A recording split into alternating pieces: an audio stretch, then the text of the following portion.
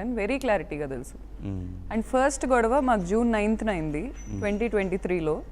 ఆ రోజు నేను 3 months 4 months ప్రెగ్నెంట్ని. ఆ రోజు ఒక అమ్మాయి గురించి గొడవ పడ్డాడు నాకు. ఇతని యూత్లో ఒక అమ్మాయి. ఆ పాప ఇప్పటికీ ఇతని ఫ్లాట్కి వస్తుంది, ఇతను అమ్మాయిని ఎంటర్టైన్ చేస్తున్నాడు. ఆ అమ్మాయి అసలు అదేం మనిషో మరి, ఆ అమ్మాయి కూడా నాలాగే ఒక ఇన్ఫ్లుయెన్సర్. అలా ఎలా చేస్తుందో నాకు తెలీదు. ఆ వ్యక్తికి గురించి గొడవపడి నా పొట్ట మీద చేతులేసి తోసాడు సార్ నన్ను. కంప్లీట్గా నేను వెనక బెడ్ మీద పడ్డాను. అంటే అక్కడ బిడ్డ నాకంటే ఆ వ్యక్తులు ఇంపార్టెంట్ అని కాదా? ఇప్పుడు 4 గోడల మధ్యలో జరిగింది కాబట్టి నేను చేయలేదు అంటాడు. ఒకానొక టైంలో నన్ను కొట్టిన ఎవిడెన్సెస్ నా దగ్గర ఉన్నాయి. వాటి గురించి ఏమంటాడు? యాంగర్ మేనేజ్మెంట్ ఇష్యూస్ అతనికి ఫస్ట్ నుంచి ఉన్నాయి. వాళ్ళ ఇంట్లో కూడా ఏదో మరి రేవంత్ రెడ్డి గారి కన్నా లోకేష్ గారి కన్నా మేమే ఎక్కువ అనే పాయింట్లో ఉంటారు. ఎందుకుంటారో నాకు తెలీదు. వాళ్ళ ఇంట్లో ఉండాలి అంటే వాళ్ళ ఫాదర్ పెళ్ళైన 1 week నన్ను కూర్చోబెట్టి నాకు క్లాస్ స్పీకరు, మీ ఫాదరు మా అబ్బాయితో ఇష్టం వచ్చినట్టు మాట్లాడుతున్నారు, నేను మా వైఫ్ వాళ్ళ కజిన్ చెవుగోసా, నేను మా అత్తని కొట్టా, నేను మా మామని కొట్టా, నేను నా పెళ్ళాన్ని ఇప్పటికీ రక్తం వచ్చేలా కొడుతుంటా, మా అబ్బాయికి మీ నాన్ననే ఏమన్నా అంటాం చాలా చిన్న విషయం, గుర్తుపెట్టుకో. ఏంటి సార్ ఇది అన్న చెన్నకేశవరెడ్డి సినిమానా? నాకు అర్థం కాదు. అలా ఫ్రాక్షనిజం ఉన్నోళ్ళు నిజంగా అంతుంటే బయట మగాళ్ళ మీద చూపించుకోవాలి సార్, ఇంట్లో ఆడవాళ్ళ మీద ఏంటి? వచ్చి ఆడవాళ్ళ మీద చూపిస్తారా? ఏం చేశానని నేను ఇతన్ని నమ్మి నా ఫ్యామిలీని మొత్తాన్ని, నా ఎడ్యుకేషన్ని, నాకు MBAలో ఫస్ట్ ఇయర్ అయిపోయాక సెకండ్ ఇయర్ USL ఆపర్చునిటీ వచ్చింది. నాకు ఓకే, అది నేను హ్యాపీగా వెళ్ళిపోతా. ఆ రోజు నన్ను ఆపి నీ వీసా చింపేస్తా, నీ పాస్పోర్ట్ చింపేస్తా, నువ్వు నా దగ్గర ఉండాల్సిందే, నువ్వు లేకపోతే నేను బతకలేనని బెదిరించాడు. ఏమయ్యాడు ఇప్పుడు? ప్రెగ్నెన్సీ నుంచి నేను ఒంటరిగా ఎందుకుంటున్నాను? ఇతన్ని నమ్మి ఇతన్ని పెళ్లి చేసుకొని సగం జీవితం నాశనం చేసుకున్నా, బిడ్డను కానీ పూర్తి జీవితం నాశనం చేసుకున్నా. అదేంటి సార్, ఎవరితో అయినా ఉంటే గ్రాఫ్ పెరగాలి కానీ ఇలా తగ్గిద్దేంటి? ఎమోషనల్ గ్రాఫ్ ఎమోషనల్గా డ్రైన్ అవ్వటం, కూర్చొని యాడ్ అవటం, ఇదే జీవితం. ఇంకా ఎన్నాళ్ళని ఇతను నా వైపు తిరిగి చూస్తాడని, లేకపోతే ఈ అమ్మాయిలు ఇప్పుడు ఇతని కార్లు, ఇతని సోకులు చూసి వస్తున్న అమ్మాయిలను వదిలేసి నన్ను చూస్తాడని, బిడ్డను బయటికి చూపించుకుంటాడని. నేను అన్న సీరియల్లో ఎప్పుడో పాతకాలం 90sలో సీరియల్స్లో ఉన్న ఆ క్యారెక్టర్నా సార్? కూర్చొని రోజు ఏడ్చుకుంటా. ఇప్పుడు మన జనరేషన్లో నచ్చకపోతే నీట్గా విడిపోతున్నారు. అంతే కదా, విడిపోవాలి కదా. సరే నేను నచ్చలేదు, నేను లావ్ అయిపోయాను, నేను నీకు కరెక్ట్ కాదు, నీకు ఇప్పుడు 1000 కోట్ల సంబంధాలు వస్తున్నాయి, చార్టెడ్ ఫ్లైట్లో వస్తున్నారు మీ ఇంటికి అందరూ, మీ ఇంటి పైన హెలిప్యాడ్ ఉంది, హెలికాప్టర్లో ల్యాండ్ అవుతారు, మరి వదిలేయటానికి ఏంటి? వచ్చి కూర్చొని వదలడు. ఎక్స్ప్లాయిటేషన్. నేను మగాడిని, నువ్వు నాతో బిడ్డను ఎందుకు కన్నావు? ఏమన్నా పిచ్చా సార్? ఒక ఆడది ఫ్యామిలీని వదులుకొని పెళ్లి చేసుకుని బిడ్డను కానాలంటే ఎంత గోత్రు అవుతుంది? నాది రియల్ మార్కెట్ సార్. నా Instagram ఫాలోవర్స్ రియల్. ఏమైనా సాఫ్ట్వేర్ ఉంటే తీసుకొని చెక్ చేయండి. నా లైక్స్ రియల్, నా వ్యూస్ రియల్. నేను ఇప్పుడు కూర్చొని నా Instagramలో మాట్లాడితే 1,00,000 మంది చూస్తారు, ఏ రోజు కొనుక్కోలే నేను వ్యూస్. అలాంటి మార్కెట్ని నేను వదులుకొని డెల్యూషన్ వరల్డ్లో లేకుండా ఇతని కోసం ఇతని బిడ్డను నేను మోసాను, 36 kgs పెరిగానంటే నాకు ఇచ్చే గిఫ్ట్ ఇదా? పైకి తిరిగి ఈరోజు నీ ప్రొఫెషన్ నేను పాడు చేస్తా, నేను పర్సనల్గా పాడు చేస్తా, చంపేస్తా. కొత్త డైలాగ్స్ ఏంటంటే చంపేస్తా, యాక్సిడెంట్లో చంపేస్తారంట సార్. మరి నాకు వీళ్ళకి ఏమన్నా సపరేట్గా కాన్స్టిట్యూషన్లో లాస్ ఉన్నాయా, లేకపోతే సపరేట్గా ఎక్సెప్షన్స్లో వీళ్ళ ఫ్యామిలీ పేరుందా అనేది నాకు అర్థం కావట్లా.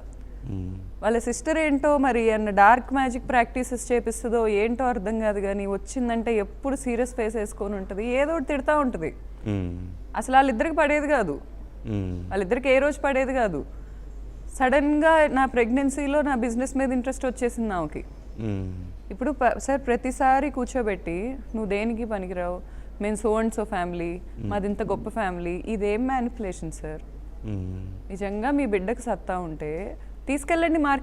మార్కెట్లో ఒక యానిమల్లా ట్రీట్ చేస్తున్నారు కదా అతన్ని, తీసుకెళ్ళి పెట్టుకోండి మార్కెట్లో. నా లైఫ్ నాశనం చేసే రైట్ ఎవరు ఇచ్చారు? నా లైఫ్ ఎందుకు నాశనం చేస్తారు అసలు? మీకు నేను రాసిచ్చానా పేపర్ మీద? నా లైఫ్ ధర్మ మహేష్, నువ్వు నా లైఫ్ నాశనం చేయని నేను సంతకం పెట్టించానా? నా బిడ్డను దాయటానికి అసలు ఎంత ధైర్యం ఉంటే దాస్తారు? నా బిడ్డకి ఏం తక్కువ? బిడ్డను దాయటమే కదండి సార్. అసలు వాళ్ళ పేరెంట్స్ టీజర్ లాంచ్ బయటకి టీజర్ లాంచ్ అయింది సార్ అతని సినిమాది. ఆ సినిమాలో హీరోయిన్ పేరు ఐశ్వర్య శర్మ. నేను షూట్కి వెళ్తే 6 నెలల ప్రెగ్నెన్సీ బంప్ వేసుకుని first movie second movie okay ఆ సెకండ్ మూవీ షూట్ అక్కడ జరుగుతుంటే permission second the drinker Sai, second the drinker first the Sindhooram. Okay okay. ఆ సింధూరం హీరోయిన్ చాలా చక్కగా చాలా డిగ్నిఫైడ్ గా ఉండేది. అమ్మాయి లిమిట్స్ లో అమ్మాయి ఉండేది, ఒక ప్రొఫెషనాలిటీ ఉండేది అమ్మాయి దగ్గర. ఈ సినిమాలో యాక్ట్ చేసిన వాళ్ళు ఎందుకు ఇట్లున్నారో మరి అసలు నాకు అర్థం కావట్లా. వాళ్ళకి నిజంగా బయట ప్రొఫెషనలిజం అంటే ఏంటో తెలియట్లేదేమో నాకు అర్థం కావట్లా. ఈ అమ్మాయి నేను షూట్కి వెళ్తే సినిమాలో హీరో కదా అతను, నేను అతనికి వైఫ్ని కదా, వెళ్తే నన్ను ఇసుక్కుంటారా సార్? నేను ప్రెగ్నెన్సీ పంపేసుకొని ఇప్పుడు ఆ ప్రొడ్యూసర్ గారే కానీ డైరెక్టర్ గారే కానీ వాళ్ళందరూ చాలా చక్కగా ఉన్నారు నాతో. ఈ అమ్మాయికి ఏంటి సార్? నేను వెళ్తే ఇట్లా కూర్చొని ఛీ యాక్ ఏంటి సార్ అసలు? ఆ టైంలో నేను చెప్పు తీసుకొని కొడితే వాళ్ళ సెట్లో వాళ్ళ పరిస్థితి ఏంటి సార్? అసలు ఆ అమ్మాయిని నేను పట్టుకొని చెప్పు తీసుకొని కొడితే ఏమైంది సార్? ఆ అమ్మాయి కెరీర్ ఏమైంది? ఎందుకు మీ మీద ఎందుకు అంత అసలు వాళ్ళు ఏం మాట్లాడుకుంటున్నారో నాకు తెలియదు సార్. నా గురించి ఇప్పటికీ నా గురించి అసలు నేను షాక్ అయిపోయే విషయాలు వింటున్నాను. ఇతని ఫ్రెండ్ వైఫ్తో ఇతను ఎఫ్ఐఆర్ పెట్టుకొని ఆ ఫ్రెండ్కి నాకు ఎఫ్ఐఆర్ పెడుతున్నాడు. ఏమన్నా కడుపుకి అన్నమే తింటున్నాడా? నాకు అర్థం కావట్లేదు. నేను నిజంగా అడుగుతున్నాను, కడుపుకి అన్నమే తింటున్నాడా? ఎంత చక్కగా ఉంటాను నేను, లైవ్లో కూర్చుంటాను సార్. మీరు ఫోన్ నెంబర్ ఇవ్వండి, నాతో ఎఫ్ఐఆర్లు ఎవరు పెట్టుకున్నారు ఫోన్ చేయమనండి. 13 ఏళ్ళు నేను ధర్మ మహేష్తో కలిసి ఉన్న ఈ టైంలో నేను ఒక్క అబ్బాయితో అన్న క్లోజ్గా మూవ్ అయ్యానని నాకు మీరు ప్రూవ్ చేస్తే ధర్మ మహేష్ కాళ్ళ మీద పడి వెళ్ళిపోతాను నేను ఇక్కడి నుంచి. ఇంత లాయల్గా ఉంటే ఈ జనరేషన్లో ఇచ్చే గిఫ్ట్లు ఇవా? నాకు ఎఫ్ఐఆర్స్ ఉన్నాయని అంటగడతాడా? కట్టమనండి, నేను చూస్తా. సరే ఏదో డబ్బు డబ్బు డబ్బు, ఇతనికంటే డబ్బున్న మ్యాచ్లు నాకు చాలా వచ్చాయి. డబ్బే ఇంపార్టెంట్గా కూర్చుంటే ఇతను నా ఆప్షనే కాదు అసలు. ఇతను నా ఆప్షన్ ఎప్పుడయ్యాడంటే నన్ను చూసుకునే విధానం, నన్ను ప్రేమించే విధానం, నన్ను కేర్ చేసే విధానం బట్టి అయ్యాడు. మాట్లాడితే నువ్వు రోడ్డుకి ఎక్కువ అసలు అతనికి ఆగట్లేదు సార్. అతనికి వెరీ రాంగ్ గైడెన్స్ ఉంది లైఫ్లో. వాళ్ళ ఫాదరే రాంగ్ గైడెన్స్. ఇప్పుడు మీకు నేను ఒక ఆడియో వినిపించాను, దేనికి గొడవలు పడంటాడు. ఇప్పుడు నువ్వు వెళ్ళి నా గురించి ఫైట్ చేయండి. జనరల్ గా ఇండస్ట్రీలో ఉన్నాడు కదా, జనరల్ గా నష్టపోతారంటారు కదా. నాకు తెలియదు సార్, మరి అతనికి తెలివి లేదో లేకపోతే తెలివి పనిచేయట్లేదో. ఒకప్పుడైతే అతనికి చాలా జాలి ఉండేది, జాలి గుణం ఉండేది. వన్ పాయింట్లో కాకుండా ఇంకో పాయింట్లో అయినా పాపం గౌతు ఇంత కష్టపడుతుంది, గౌతుతో నేను కరెక్ట్గా ఉండాలి అని ఇంటిగ్రిటీ ఉండేది. మరి 2 ఏళ్ళు నాతో అతను దూరం అయిన టైంలో మరి ఎవరేం చేశారో, ఏమన్నా తీసుకోకూడని తీసుకుంటున్నాడో నాకైతే, నేను కళ్ళతో అయితే చూడలేదు.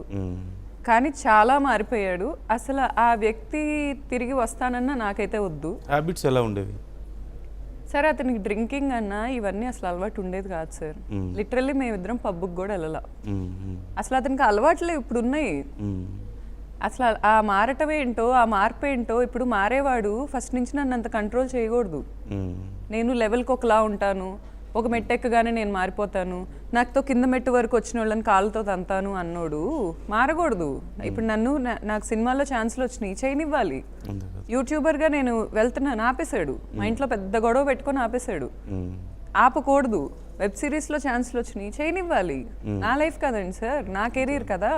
నా కెరీర్ తొక్కేసి నన్ను వదిలేస్తే ఏంటది? ఎన్ని విధాలుగా ఎక్స్ప్లాయిట్ చేయటం అది? ఇప్పుడు అంటే పెళ్లి తర్వాత మీరు చెప్తున్నారు వాళ్ళ ఫాదర్ మదర్ బిహేవియర్ అర్థమైంది అన్నారు, తిను కూడా మారుతూ వచ్చాడు.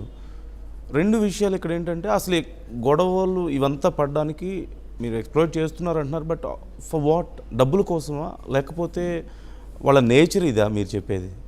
రీజన్ ఏంటి రెండిట్లో? What are they expecting out of all this? I think నాతో మధ్యలో అయితే మా ఫాదర్కి ఇక్కడ హైదరాబాద్లో ల్యాండ్స్ ఉన్నాయి సార్. ఆ ల్యాండ్స్ గురించి కొంచెం బాగానే డిస్కషన్స్ పెట్టారు వాళ్ళ ఫాదర్ అని. ఇతను పొద్దున్న లెగిస్తే మాకు లేవా, మిమ్మల్ని ఎందుకు అడగాలి అని అంటాడు. అడిగిన రోజు తెలీదా మీకు లేవని? కూర్చోబెట్టి నన్ను 4 గోడల మధ్యలో ఆ ల్యాండ్స్ మీ నాన్న అడుగు, మనం డెవలప్మెంట్కి తీసుకుందాం, మనం చేసుకుందాం, మీ అక్కోళ్ళకి వెళ్ళిపోయిద్ది, మీ నాన్న అడుగు అని అడిగిన రోజు నీకు పొలాలు ఉన్నాయని నీకు తెలీదా? ఇప్పుడు నేను ఈ విషయాలు బయట పెట్టేసరికి మాకు లేవని మిమ్మల్ని అడిగావా? మీకుంటే మీ దగ్గర ఉంటాయి, మాకుంటే మా దగ్గర ఉంటాయి. అంతే కదండి సార్. ఇప్పుడు మా నాన్నకి ఆ రోజు నుంచి ఈ రోజుకి ఆస్తి ఏం తగ్గల, పెళ్ళైనప్పటి నుంచి ఈ రోజుకేం తగ్గల. వాళ్ళకి పెరిగితే నేనేం చేయాలి సార్? వాళ్ళ పెరగటంలో మా హెల్ప్ ఏం లేదా? మా నాన్న ఇన్ఫ్లుయెన్స్ ఏం యూజ్ అవ్వలేదా? లేకపోతే మా నాన్న ఎప్పుడు అతని దగ్గర లేడా? సినిమాల్లో మా ఇన్ఫ్లుయెన్స్ ఏం యూజ్ అవ్వలేదా? సింధూరం సినిమా ఓటీటీకి ఎక్కడానికి నా హెల్ప్ లేదా? ఎంతమంది సెలబ్రిటీస్ని నేను తీసుకొచ్చా నా సినిమాకి అతనికి తెలీదా? మీరు అంటున్నారు తను నా మీద చాలా ఎలిగేషన్స్ చేస్తున్నాడు, ప్రూఫ్ ఏమైనా ఉందా అని. What proofs do you have? Sir, I have all audio recordings, I have some videos. నేను స్టిల్ బయట పెట్టట్లేదు. నేను ఈ ఆడియోస్ కూడా నేను మీకు ఇవాళ వినిపించిన ఆ ఒక 2 ఆడియోస్ కూడా నా బిహైండ్ ఇంటెన్షన్ ఏంటంటే డ్యామేజ్ కంట్రోల్. నాది రియల్ మార్కెట్. నన్ను అతను డ్యామేజ్ చేయడానికి ట్రై చేస్తున్నాడు. నేను అందుకని డ్యామేజ్ కంట్రోల్కి సబ్మిట్ చేశాను. ఎవరెవరికి సంబంధించిన ఆడియోస్ అవి మీరు? సార్, యాక్చువల్లీ నేను ఫస్ట్ మీకు ఇచ్చిన ఆడియోలో ఒకటి వాళ్ళ ఫాదర్ది అతనిది కన్వర్జేషన్ ఉంటుంది సార్. వాళ్ళ ఫాదర్ అందులోనే కాదు, నా ముందు చాలాసార్లు ఆయన బూతులు మాట్లాడతారు. వాళ్ళ మదర్ని కూడా బూతులతోనే సంభాషిస్తారు, వాళ్ళ అక్కని కూడా బూతులతోనే సంభాషిస్తారు ఆయన.